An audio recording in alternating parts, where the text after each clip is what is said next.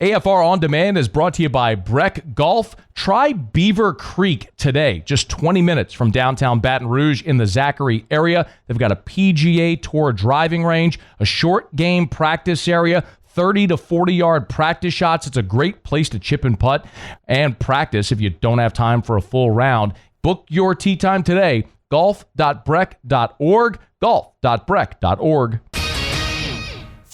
Matt Moscona. I'm very important. After further review. Say it one more time. After further review with Matt Moscona. And here we go. Live from the Raising Cane studio. Let's ride!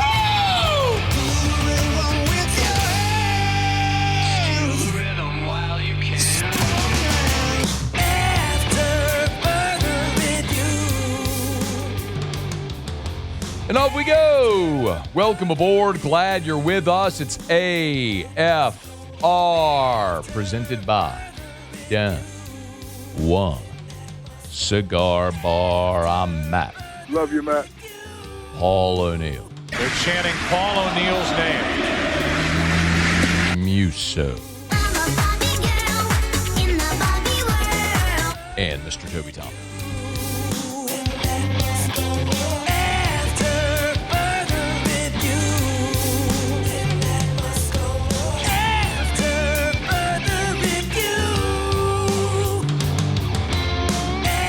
All right, we're here. Glad you are as well. Get out there and make it a good one. Ton to do. Ari Temkin talking some Big 12 spring meetings because that's a thing that happened that nobody paid attention to. Terry O next hour. Regional baseball chaos already. Ton to do. Let us begin as we do every single day. It's time to pop the top on another edition of AFR with Bud Light. Drink easy. It is kind of odd to be sitting here on Friday, the opening day of regional baseball. Florida has already lost. Southern Miss lost to Little Rock. Oh, those Trojans. Auburn's doing their damnedest to lose as well. East Carolina's beating Tennessee as we speak. I mean, drama abounds. And LSU sitting at home, which really sucks. So we are not going to open the show. I mean, normally this would be a time where, because Jay likes to play the early game, we'd be doing a show just straight up against an LSU regional game, and none of you would be paying attention. So more people are listening today, which is great on the regional front. I'm looking at the silver lining. That's the positive. Got it? Good? The positive here? Yeah, positives. That's I mean, I wouldn't be paying attention to the show either. Well, so Well, that's I probably wouldn't be here. I'd probably be at the box. it's a day that ends in Y. Muse isn't paying attention to the show. Okay, Stuff, right? easy. How does that, Paul? Does that sound about right? That Muse wouldn't be paying attention? That sounds exactly right. Yep, just spacing out over there, doing whatever he wants to do. Mm-hmm. So let's talk recruiting. It is a massive recruiting weekend for LSU. There are 6 official visitors on campus this weekend. And remember, you probably know this, but for the benefit of those who don't, an unofficial visit, recruit pays their own way. Official visit, each recruit can take 5 of those, and the school pays for the recruit and a guest to come, flight, hotel, food, all that sort of stuff, roll out the red carpet. So if a recruit gives you one of their 5 official visits, they're serious. Like, you don't take an official visit to a place if you ain't serious about that place. So 6 official visitors on campus this weekend, and of those 6, 4 5-stars. This ended up being a small list, very top-heavy. Let's run through who's here this weekend, just to kind of give you some perspective. Hit me a little bed there, if you would, Muse. We'll take these one by one. And we're going to start with not only the number 1 defensive lineman in the country, the number 1 player in the country. Jalen Brewster, defensive tackle out of Cedar Hill, Texas. 6'3", 300 pounds. Y'all, if Jalen Brewster were to go into a Major League Baseball stadium and walk into the team shop and try to buy a fitted hat, he couldn't find one that fitted. Is that fair? He ain't find. I don't know what the biggest size they got in one of those fitted hats, Muse, but he ain't finding one that fits him. It is. He is strictly an adjustable hat guy, and even then, that's going to be a struggle. I mean, seriously, This man is a massive human being. Here's a photo, if you're watching, of him with Kevin Peoples when Kevin Peoples took a visit there to see him in Texas. I mean, I don't even know what to say about how massive this dude is. His head, his hands, like, what's a high school offensive lineman? I was a high school offensive lineman. What do you do with that? What do you do with that? Close your eyes and pray. I mean, you double, triple team him, and you just run the other way.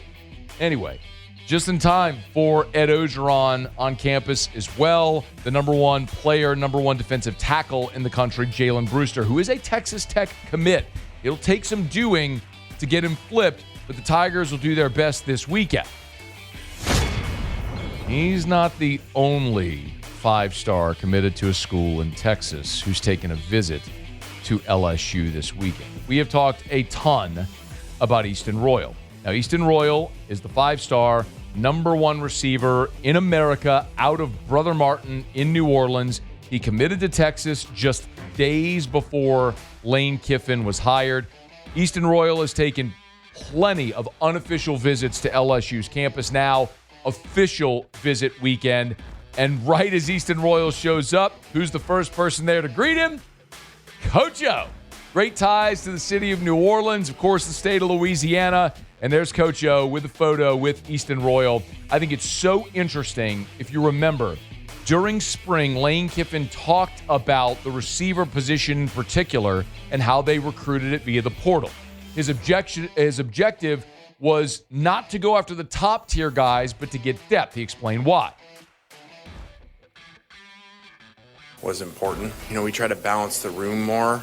If you think of it as like, here's your cap number for a room, instead of being really top heavy with 1 and 2 and then not having depth. I think when we've been our best, it's because we've had 4 to 5 to 6 receivers that can all play really well. And so that's what we're striving for here. If you get Easton Royal to flip from Texas, you blowing that cap out. You're going to be top heavy with 1 and 2 to get Easton Royal. But as I understand it, this staff believes Easton Royal is an immediate impact, plug-and-play, no doubter, and they would spend to get Easton Royal. You might have, if you were taking hot yoga with the LSU football staff this morning, run across five-star edge Abraham Cisse. I know this because I had a spy in the class. Shout out to Ribs Hewitt, our digital media manager here, who also teaches over at Evolve. And that's where all the LSU coaches go to do their hot yoga in the morning. And Abraham Cisse was there at the early morning class with Lucas. So with Sterling Lucas. So credit Abraham Cisse on his official visit when, I don't know, a lot of guys might want to see the sights, eat good meals. Your guy was up before dawn doing hot yoga with the rest of the LSU classes. Riv said that he was a lovely young guy, too. Actually, at one point, tried to slack a little, and she had to get on him, she said, just to make sure that he locked in. Cisse, five-star edge. He's 6'5", 225. He's out of Pennsylvania. Thought to be a heavy Notre Dame lean, but has yet to commit anywhere. Notre Dame, Penn State are all in on him, and LSU is taking their swing. They got an official visit here from Cisse. When you look at that edge rusher spot, LSU went very heavy in the portal this year with top-tier guys, right? Going to get Prince Will Uman-Mielen, and obviously adding Jordan Ross as well from Tennessee. When you look at the depth and the future of that position, there is going to be an opening after this year for big-time players coming in. Obviously, Lamar Brown shows up right now, but Cisse, five-star, could well be. It's a close your eyes, swing for the fences to see if you can hit the homer. Not likely, but you got him on campus to make your pitch. Okay. Hey, Paulie, remember we said about Muse not paying attention? Yes, I do. What? I thought he forgot for a minute there. Okay. Xavier Sabb, the fourth five-star on LSU's campus this weekend. Another five-star who was a late add to this weekend. He's out of New Jersey. He's the number one athlete in the country. He is the number 22 overall prospect. He's defensive back, receiver, and right now he's taken a bunch of visits to Rutgers, that being his home state. And then Bama has gotten quite a few visits as well. But LSU now in the mix, getting an official visit from Xavier Sabb here this weekend. So that's 4 5-stars for LSU this weekend on campus. Now, the other 2 players are Adrian Cole and Marquez Davis. Shay's told us about both of these guys during our visits. Adrian Cole is out of Douglasville, Georgia. He's a 4-star safety. He is 6 foot, 190 pounds. He's the number 192 player nationally. And then you look at Marquez Davis. He's a guy from Opelousas here in Louisiana. He's a 3-star, but you look at the profile, 6'3", 185 pounds. That reeks Corey Raymond. Give him a long, athletic corner that he can take that ball of clay and mold it into an elite-level player. Shay Dixon's given us the comp before of a guy like Mo Claiborne. Obviously not saying that Marquez Davis is going to become a top 10 pick in the draft, but you talk about a long, athletic dude that you get into the system, mold, develop, and then maybe you hit on the upside there. As we've talked about this corner class in 2027, you may not get the top-tier guys at corner because you're going to be so heavily invested in 2027 with DJ Pickett coming back, possibly Woodland coming back for a senior year. Jakeem Jackson could return in 2027. Haven Finney, Aiden Anding coming off of injury. You're going to be loaded at corner for 2027. So you may be looking for prospects that are going to come and stay and build. Remember, Lane Kiffin has talked about recruiting in high school and their approach in recruiting high school and how it's changed here in the NIL era. I challenge our guys to make sure we evaluate who they are really, really well. Who is the player as they're coming out of high school? What is their mindset? How competitive are they? Because what's going to happen is most likely it's not going to go like they want in the first year. And then get into your analytics of, okay, well, if they're going to, or you're going to pay them, and then they're going to leave after year 1, then what did you really get out of them from a business sense versus the money going somewhere else? So I really tried to find that in tight ends, but in all of our players, okay, who really are they in nowadays setup that it is, so that they are competitive enough that this is the place they want to be at, and are they going to stay through some adversity, which is what they need to play through too as a good player. So obviously character was always part of the evaluation, but I've moved it a lot higher now because of the ability to leave, where before you got the 17-year-old, well, he was really stuck with you for 4 years. So he had to eventually buy entry, which just was never going to play. Now they really don't have to. They just go somewhere else. Translation, if you're going to pay a high school player, they got to be plug and play. If it's someone that's going to have to wait their turn, you're probably looking for a good character guy that's willing to come in, sit, learn, develop, and wait for their opportunity. Maybe you got that with some of those guys at the bottom of this class, but a massive recruiting weekend for LSU. All right, Show Up and Every Day is brought to you by Bud Light. Drink easy with the great taste of Bud Light, the official beer of AFR, the official beer of your Fighting Tigers of LSU, and the official beer of the New Orleans Saints. Of course, it's Bud Light. Make sure if you're watching baseball this weekend, got your refrigerator stocked with plenty of delicious ice-cold Bud Light. Hanging out by the pool. Maybe you're taking that beach vacation. Drink easy this summer with the great taste of Bud Light, the official beer of AFR, the official beer of your Fighting Tigers of LSU. All right, y'all, quick break. Come back. SEC stole all the headlines this weekend at spring meetings. The Big 12 also had their spring meetings. Our buddy Ari Temkin from Big 12 Radio is there. He's good enough to join us next. We'll do that. It's AFR. AFR. Let's rev, y'all. RevFiber.com. RevFiber.com. R-E-V. RevFiber.com. Remember, if what we're talking about here is your internet service provider primarily. And a lot of people, not only in this region but around the country, have that other company with 3 letters, and most people have turned those 3 letters into a curse word because their product is generally bad and their service is even worse. Switch to Rev. Home or business internet. Thing I'll tell you, lightning fast speed, 100% fiber, and there's never any bots or AI or anything like that. It is all people. When you call Rev, you're calling a local call center. People right here who are going to pick up the phone and help you work through whatever solution. And faster internet at a better price in an all-fiber network. Save money at home or your business. RevFiber.com. After further review with Matt Moscona, presented by Don Juan Cigar Bar.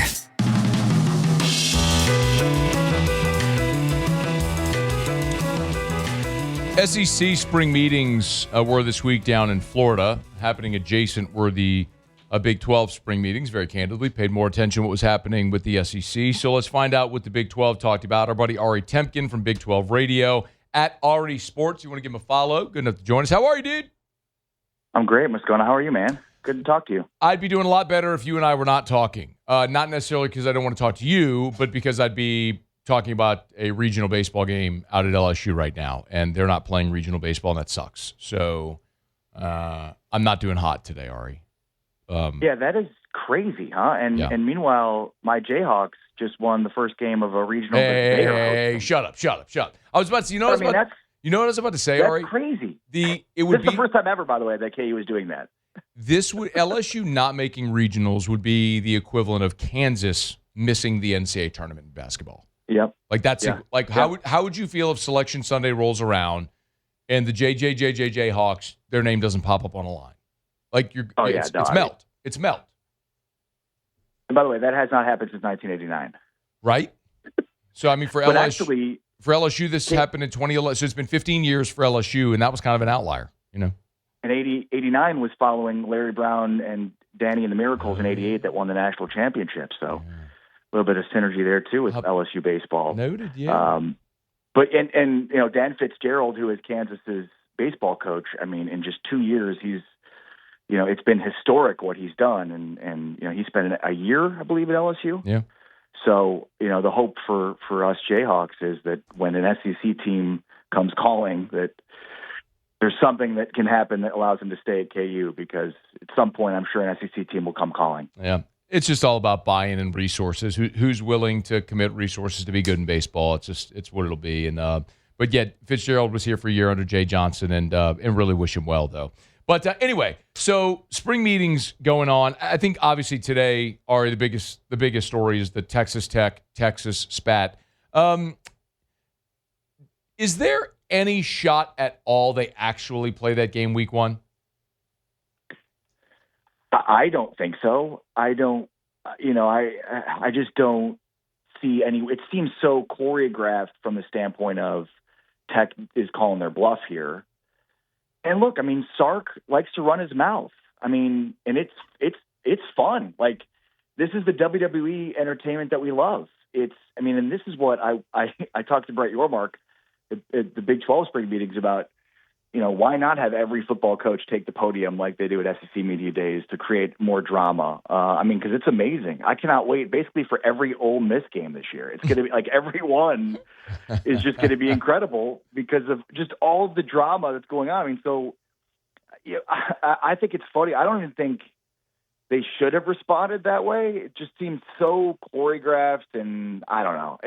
Just let it lie. And yeah, I mean, sure, you want to call their bluff. But, I mean, what Sark said wasn't about Texas Tech. It was about the 2s and 3s in the other Big 12 programs that Texas could beat. So, but, look, I think this is obviously a huge year for Sark. He's been running his mouth all off season. And, not to turn this into a Texas thing, but, I mean, this is a guy that so far I would say has underachieved relative to talent, money. He's definitely been better than many of his predecessors in Austin, but it's a big year for him with the money they're spending, the talent that they have, the resources, Arch Manning, all that stuff. If he's supposed to be, this great quarterbacks developer, then this is a big year for him and for the quarterback and for that program. Flip it to Joey McGuire's squad, because I had the chance to talk to him at the Bryant Awards in Houston back in late January or February. And we were talking about Brendan Sorsby. Now, that's up in the air right now. Play the hypothetical here, Ari. If Sorsby doesn't play, we'll talk specifically about that in a second, but if Sorsby doesn't play, what does that mean for Texas Tech? So I'm pretty convinced he's going to play. So as we go through on Big 12 Radio, like our team previews, and we've done a ton of like ranking position players, and like he was my number 1 quarterback on my list. So I'm assuming he's going to play, and the reason for that is because his attorney is Jeffrey Kessler, and I would say that Kessler hired Sorsby as much as Sorsby hired Kessler, in that this dude only takes on cases that completely, rattle the antitrust with the NCAA, and so he's after the biggest fish, and I just don't think he's going to lose. I think they're going to get an injunction here, and then if the NCAA appeals the injunction, it goes to a circuit court in Texas that has 3 judges that are all Texas Tech grads.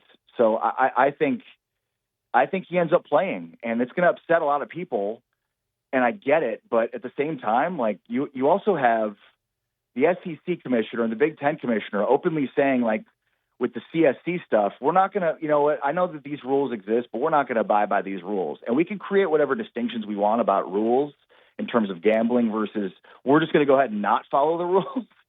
But to me, those are very similar. And I think we also have to recognize that this isn't like Pete Rose gambling from the standpoint of, the access to wagering is so easy, and it's just such a different era with phones and that access that I think he's got a legitimate defense here. So I assume he's going to play. Now, to answer your question, if he does, I think the NCAA may settle here and end up with a shorter suspension. And if that's the case, Texas Tech is fortunate from the standpoint of having a really weak non-conference. And, Will Hammond will eventually take over a quarterback, who's a kid from Lake Travis, in Austin. But he tore his ACL last year. It's a big reason why they went and got Sorsby. And so, I think whatever they're able to put together, they just have enough talent to be able to beat whoever, their 3 non-conference opponents, whoever's at quarterback. It's interesting. I when you say he has a defense, I mean, there's a black and white rule. If you gamble, if you sports bet, you're ineligible. Period. It's black and white. I don't know what legitimate defense is. There is no gray. And I just, you and I probably just happen to disagree there then. I mean, that's one where I don't know how you come back from that if a player is sports betting and then he plays. Because now you've created the precedent to allow players to sports bet. Well, that's I don't know, Ari, if I'm misreading you, but man, I think that would be disastrous if he plays. And I have nothing against Texas Tech. I mean, they don't play LSU. I don't really care. No. It's just one of those things. Look, I totally see that side of it, and I think your point about the precedents is very dangerous. But and perhaps that is ultimately what the courts decide here is basically that, and the protection of the integrity of sports based on that. And but the other side to that is sort of the realistic approach of that the NCAA just keeps taking L's in court because the Supreme Court ruled that they're in violation of antitrust laws, and so they anytime they create these rules and then challenged in court like this, they've lost because they are a monopoly. And so that's, again, I think the way that the judge, and I'm not a lawyer, sometimes I play one on the radio, but I think a judge would have to, the judge would have to basically say the conclusion that you just said, which is we need to protect the integrity of sports, and this is what that is. Ari Temkin's with us, Big 12 Radio at Ari Sports, where you can get him. It was at Big 12 meetings this week, Big 12 spring meetings. Obviously, the Texas Tech stuff and the Sorsby stuff has taken all the headlines. I also think, Ari, one of the really interesting things is where I actually probably side with the rest of college football and am anti most SEC perspective is I do want to see a 2014 playoff. And I know that was part of this week where the Big 12 sort of collectively endorsed a 2014 playoff. What is the reasoning why that makes the most sense for the Big 12? Well, I think it's the same reasoning for why every coach wants to see 2014 playoff, including all of the coaches of the SEC, even if it's not what the commissioner wants, because they want more access, but ultimately, I mean, they added 70, they're now up to 76 teams in the NCAA tournament, and the belief, the goodwill belief of that is that it'll add more access, and it won't. It'll just add more Big 12 and SEC and Big 10 teams, and I would imagine that's going to be the case here, but even more to the power 2 at the top. So, I guess be careful what you wish for. I do want to see what automatic bids would look like. I also, what's really interesting to me too, really behind the scenes would be, this deal with Redbird Capital and the Big 12. And, Redbird Capital owns 22% of Paramount, which is about to acquire Warner Brothers Discovery. if that's not, fully done yet, it will be soon. And, the Big 12 has games that are on TNT as part of a package that ESPN sold to TNT. TNT also has playoff games. And so let's just say there's a world in which, Paramount Warner Brothers, who's in some ways already in partnership with the Big 12 through Redbird, wants sort of an exclusive deal in the same way that ESPN and Fox do with the Big 12, with ESPN and the SEC and the Fox, the Big 10. So, and the all your mark is really thinking about right now is the 2030 TV rights deal that's up for the Big 12 and positioning it in the best spot. It's the reason that, they've discussed now a 10 game conference schedule. It's the reason they're looking at trying to do 20, in basketball, the Big 12 played 20 games, league games 2 years ago, and then went to 18 this year. They're looking at potentially going back to 20 again for the TV deal in a couple of years from now. So everything he's doing is about that. And so going back to the playoff, a 16-team playoff, which is what Sankey and ESPN want, could actually benefit the Big 12 from a television rights standpoint if TNT and ESPN are the exclusive homes on TV for those games. Because I would imagine, with TNT already doing, in on it, a short expansion like that would give TNT sort of exclusive bidding access. And again, if there's a Big 12 partnership there, I think it could benefit them. But yeah, I mean, look, every coach wants 24. The Big 12 wants 24 for more access. I think the 16 though might be the better play. Fascinating. It's going to be so interesting to see how this all plays out between now and December. Last thing for you.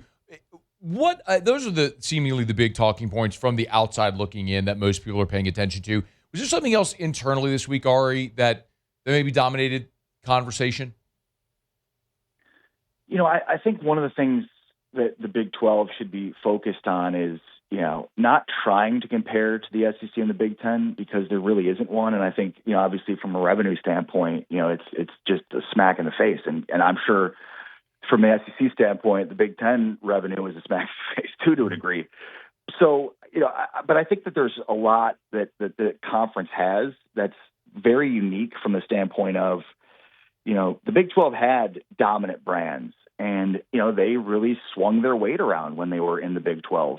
And now it doesn't really have that. It has kind of 16 teams on equal footing. You can argue about certain brands in certain ways, but ultimately it's very much a cohesive conference, more so than any others that all have the best top brands at the top, right? So, and they're always going to swing their weight around. I think it's ultimately why the ACC will end up imploding, is for that exact reason that the top of the conference is sick of the other teams dragging them down, or it could be the opposite, which is the bottom of the conference is upset that they're constantly losing money to the top of the ACC because of the way that it's skewed and structured right now in terms of revenue. So I think there's a lot of benefits to the Big 12 in its cohesion. We've seen the emergence of really interesting developments with the Big 12 with other sports. I mean, Kansas hosting a regional is ridiculous. The softball success that they've had. Sure. Obviously football drives the bus, but it's just an interesting part. The Big 12 can't be comparing itself to the other conferences from a revenue standpoint.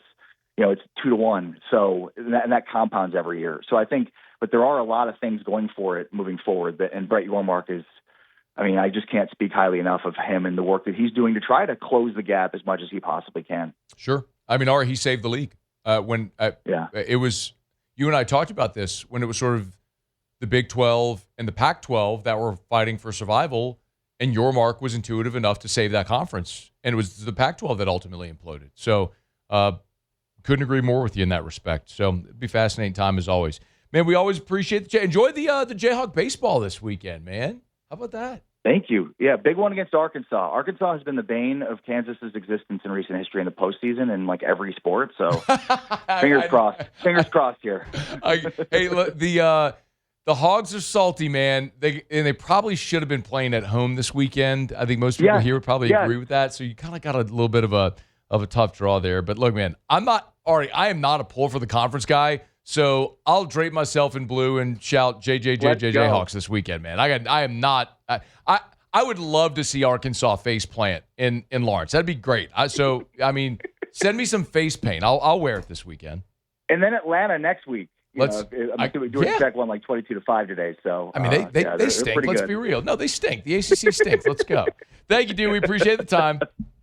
Take care, brother. Have a great weekend. All right, man. You too. That's Ari Temkin. Big 12 Radio. Get him at Ari Sports on Twitter. You can get him there. We're brought to you by Parish Restoration, parishrestoration.com. Kill mold, remove odor, other harmful pathogens. It's Parish Restoration. Y'all, it rains every day. And when I say every day, I mean like it has rained literally, steal a line from Russ Mitchell, literally every day for like 2 weeks.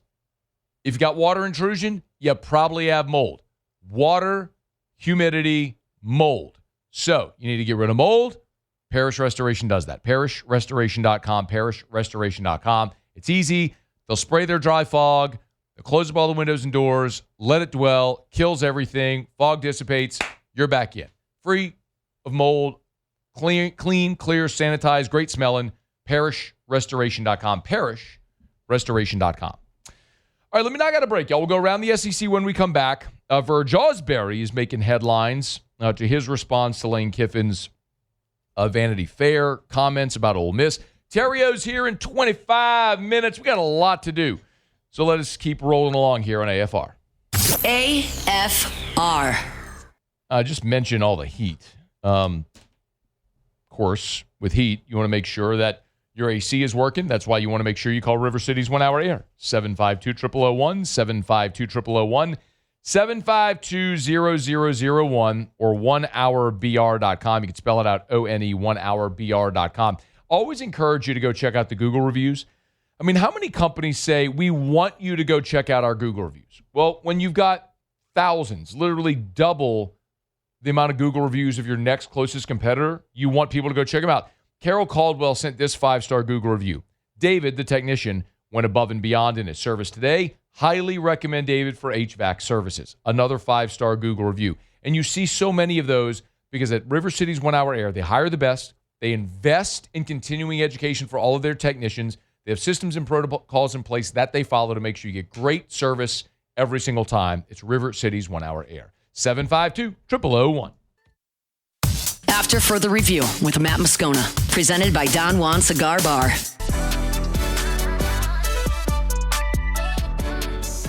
Texas beat Holy Cross today 19-1. Georgia Tech won its game against UIC 22-5. I know how Florida did it, but they came back and beat Rider 8-7. I mean, that game was freaking wild starting in the 8th inning, man. They were on the ropes, but the Gators survived. Walk-off homer by Brendan Lawson. Poof. Little Rock did it again. Went down to Hattiesburg, beat the 9 seed, 7-4. I want to share this with y'all. So Tuesday, I'm in Arizona. Tuesday morning, right? The brackets revealed Monday. Tuesday, I'm flying home from Arizona. And I get a text from Chris Curry. And I'm like, my immediate thought was, the former LSU running back? The guy who wore 18 and then left for Utah the next year? I'm like, I didn't know Chris Curry had my number. And the text reads, Matt, this time of year, I'm reminded of your first question to me. How much do you hate LSU? I'm like, why would I ask that to Chris Curry, the running back? So then I open the text because, you can only see the first part of it. Yeah. And it's like, haha, that was great. In all seriousness, keep up the good work, and I hope you and your family are well. Chris Curry. I'm like, I scroll up, like, oh, the Little Rock coach, Chris Curry. So good. Different Chris Curry. So I reply, and I'm reading this text chain because I did ask him if I could share because I want you to hear what he said. I said, good morning, coach. And this was it was 8 a.m. Central, so it's 6 a.m. Pacific. And I was getting up at 4 a.m. Pacific because, well, it's light as the middle of day at 4 a.m. in Arizona. And I'm an early riser, and I try to stay on my sleep and eat schedule when I travel in different time zones. So I'm up. So I say, good morning, coach. Great to hear from you. Good luck in Hattiesburg. I said, you have a lot of people nearby, meaning here, pulling for your squad. All the best. He said to me, means a lot. The 2025 regional and LSU fans will always be special to me for how well they treated us. I said, hey, do you mind if I share that sentiment, pass along? He said, please do. He said, I still get a lot of messages of encouragement and was flooded with positive emails and letters last year from LSU fans. I hope they adopt us this year for the postseason. I'm like, you know what? Sold. I gave him a big heart on that text, and I'm going to tell y'all, pull for them Little Rock Trojans, man. Like, I know there's some people nearby. who went to school at Southern Miss, or people who live like in the Pine Belt, maybe cheer for Southern Miss. I get that. But if with no LSU, and if you're looking for a team to cheer for, Chris Curry's a good dude, man. The Trojans put up a fight here last year, put a scare into LSU, and they handled everything really well. So I'll be pulling for them. So congrats to Little Rock. They get a win over Southern Miss. Tennessee just lost. They did. That's awesome. 14 innings that game, man. 14, Tennessee awesome game. Loses to East Carolina. Mississippi State is up on Lipscomb 10-0 in the top of the ninth. Lame. So, regional baseball. Oh, and Auburn. I was about to say, no love for the Milwaukee Panthers? Auburn right now is getting, throat punched by Milwaukee 13-7. That's top 9. So, barring a miracle comeback, Auburn's going to fall into the loser's bracket. I mean, my goodness. Transitive property win over Auburn there for LSU. That's how it works. Okay. Yep, that's how it works. You sweep Milwaukee. Milwaukee beats Auburn. I mean, ergo, you beat Auburn. That's except you lost to Auburn. But it's the transitive property. But you literally played them head-to-head, and so transitive property is irrelevant in this case because you did actually play them head-to-head. It's after further review. We'll keep you up to date on the scores as we move throughout the afternoon, but you've already had some SEC teams stub their toe here in the first round. Tigers aren't playing, but Championship Health partner of LSU Athletics, of course, is Our Lady of the Lake. And at FMOL Health, that team is more than 20,000 strong, delivering care across Louisiana and Mississippi in one connected, mission-driven health system. As a $5 billion health system with nationally recognized quality and not one but 2 exceptional workplace awards from Gallup, FMOL Health has built something people trust and continues to grow to meet the needs of the communities they serve. And, of course, as we mentioned, when LSU needed a partner to care for its student-athletes, LSU chose Our Lady of the Lake as its Championship Health partner. And that tells you everything you need to know. FMOL Health, Our Lady of the Lake, and LSU. Together, we roar. Learn more at olrmc.com/LSU. Do it every day about this time. Let's go around the SEC. Around the SEC, bringing you the biggest news from the nation's best conference, the Florida Gators. 4-star linebacker, Jaboy Smith has committed the... No, look at it. It's J-A''BOIS. Jaboy! What? I just didn't... When I typed it all out, it didn't click on me. Jaboy? No, it's Jaboy. Jaboy! It's Jaboy! He's the number 138 overall prospect. He picked Florida. The Vanderbilt Commodores. Linebacker Ethan Hauser, not nearly as cool a name. Ethan. I mean, if you want a linebacker and I said you could have Ethan or Jaboy, you take Jaboy. No doubt. Ethan is the number 56 linebacker in the country, 72nd best player in Missouri. Pick Vandy over Michigan, Tennessee, Texas A&M, and Mizzou. The Arkansas Razorbacks. Malik Thomas is staying in the NBA draft. Jonathan Givony over at Draft Express had it first. Big part of Arkansas' success this past year. Averaged 15 and 3. He's Pittsburgh native. He's mocked to go somewhere near the end of round 1. The South Carolina Gamecocks. And third baseman Dawson Harmon entering the transfer portal. Just one season with the Gamecocks. Started 40 games as the everyday third baseman. Hit just .227 for South Carolina. He's a Florida native. Did miss 13 straight games with a mono in the middle of the season. But starting third baseman from South Carolina hit the portal.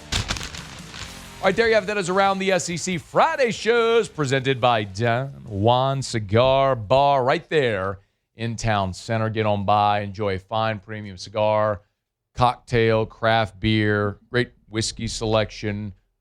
Whatever it is you might want, start your weekend off right. Watch some baseball at Don Juan Cigar Bar. All right, let me knock out a quick break. Come back, wrap up hour number 1. Ted Cruz was on Andy and Ari talking about the protect. It's got to be Andy and Ari, so we got to fix it. I mean, you're gonna have to talk over it. Well, you could have talked over it. Play it again. It's Andy and Ari. Get Andy Staples saying Andy and Ari, and just cut him saying Andy. Okay. If you don't know, that song is Bang Bang. I love that jam. You do. I mean, you love that song. I mean, That gets you in the mood, man. It gets the people going. It does. Love that song. Okay, go to break. After further review. DuplessisPools.com. DuplessisPools.com. Hey, look, it's the end of May. So, like, if you call Duplessis today, you're probably not going to have your pool done in time to swim this pool season, just realistically. From call to concept to getting you on the schedule to breaking ground to completion of the project to landscaping and all that sort of stuff, you're not going to be done by the end of pool season. But what I would like to encourage you to think about is this is a great time to call so you're done before the holidays, right? Because you're probably going to have people over at the house for Christmas.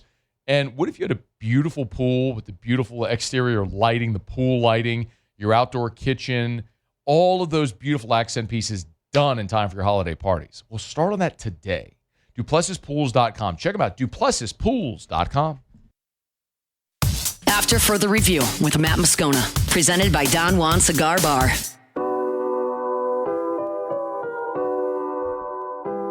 Wrapping up hour number one, Verge Osbury over at SEC spring meetings met with reporters. This quote to Heather Dinich about Lane Kiffin's Vanity Fair piece. I'll just read the quote from Verge. He said, encouraging his team and staff to worry about LSU, quote, everything's about LSU. He went on to say, it's not about the other place you were at before, the other schools in this conference. In the SEC, we have to be one. Every other organization, from NASCAR to the NFL, NBA, they're one. We fight each other on the field, Saturday nights, basketball games, baseball weekends, track and field. That's when we compete. After that, this is one. When you start breaking up and doing our own thing, that hurts our conference. Of course, Kiffin, in the 4-hour interview with Vanity Fair, made the comments about Ole Miss, referencing segregation. It created a